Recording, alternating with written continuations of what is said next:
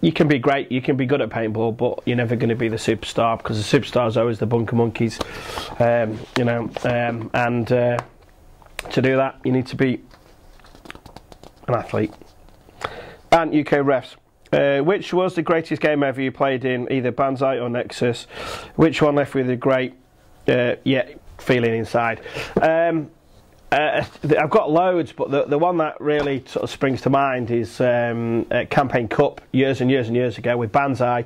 There was it was 7 man, I believe. Pretty much everyone we were playing Avalanche. Everyone had been killed. On my team, there was me on, I think I was in the back centre, and Flash was on the back left.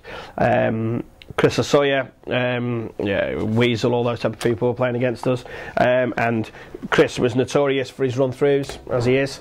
And he came and performed his run-through to finish us off. I tracked his run. He went for Flash in the corner. I shot Chris as he got to Flash, but Flash and Chris traded out, Chris Sawyer, which left me against, I think, 5 or 4 opposition. Closest one to me was on my 30, which was Weasel, which I ran from my back centre towards Weasel up on the right tape, mugged him, carried on going, mugged another. Then I think it was Todd Adamson was up against me, head to head, and I shot him. And then I was almost on their back line at this point, turned round and there was one in the centre X, there was like a little X in the centre, and I turned around and went towards him. He knew I was alive. You know, we battled against each other. I sort of walked him down, he came up, I shot him, won the game. I was the last player in, hung the flag. And I suppose one of the reasons that you enjoy doing those things is to see the look on their face that they're 5 on 1 and lose the game. So, you know, don't think it happens these days, but probably the best game I've ever played. So, Chris Harris, deep pan or thin crust? Deep pan really, but not too deep and not too thin. Thin's awful. Really thin, crappy crust is bad.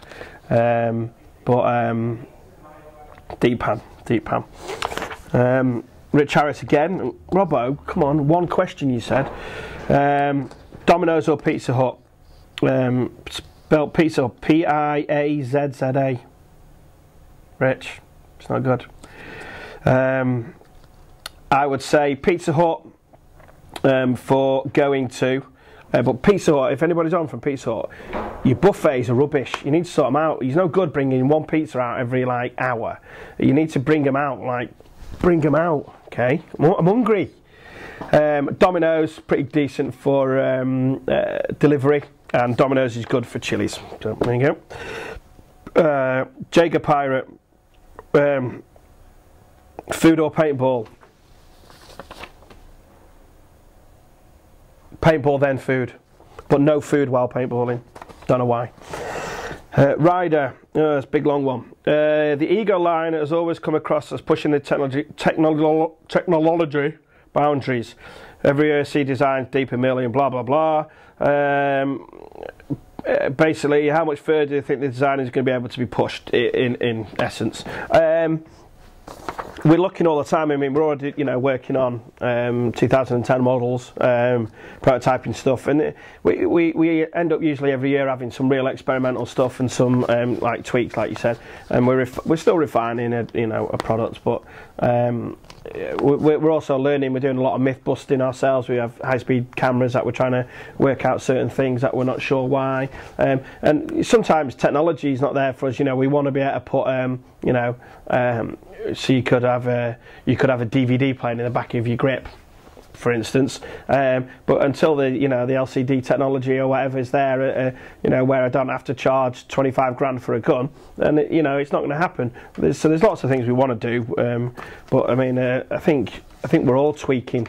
I think we're all tweaking from Splatmaster to pump to semi to electronics. So everything's a tweak, and at the end of the day, the Splatmaster still shot a paintball out, and our guns still shoot a paintball out now. It's just a tweak. So. Will there be an SL Geo and SL Ego? That's from Chin. Probably.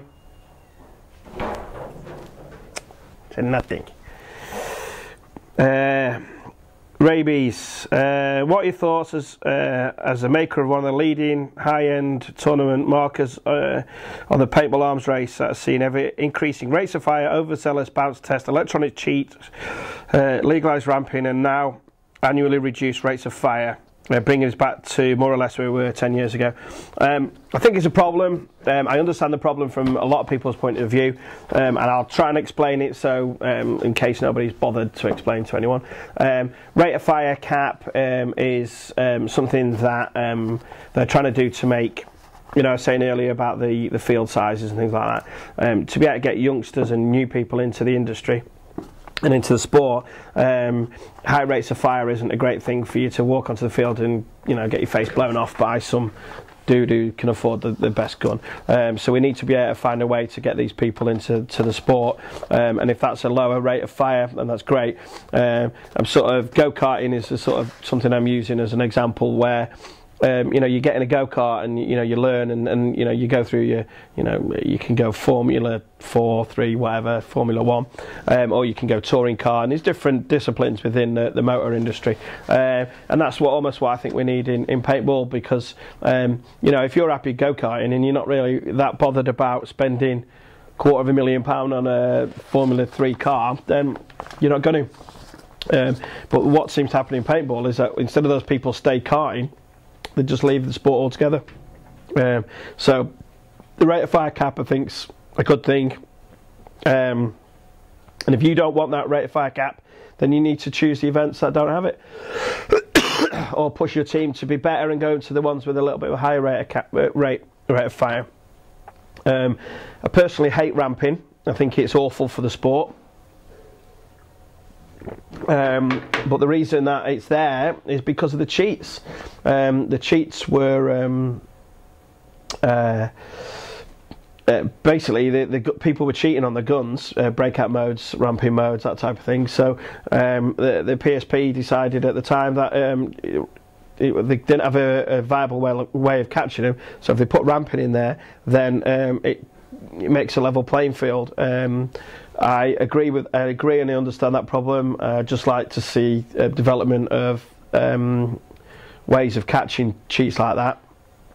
And once those cheats are caught or stopped, then I think true semi-automatic paintball is definitely a more exciting game.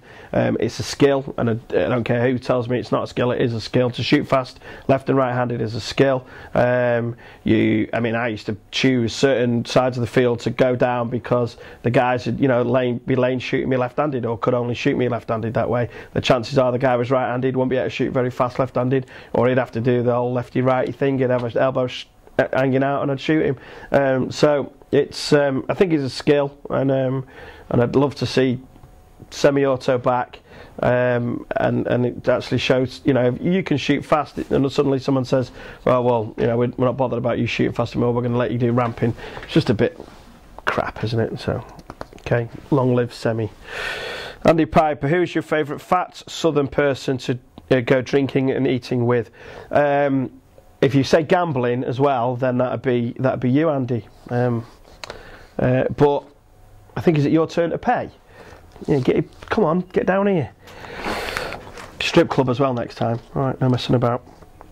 Balf, if you could implement anything in paintball, what would it be? I think I've already covered this. I'd like to see a field with different start bases on it, make it more exciting. And I'd like a teleport machine so I could just play in California but come straight back here. Don't want to stay there, to be honest. Kevin Winter, will Eclipse ever widen their product range to masks and loaders? Perhaps. At the moment, no, but you never know. But I doubt it. What was your first marker setup, from goggles to air tank, everything? That's off Woofy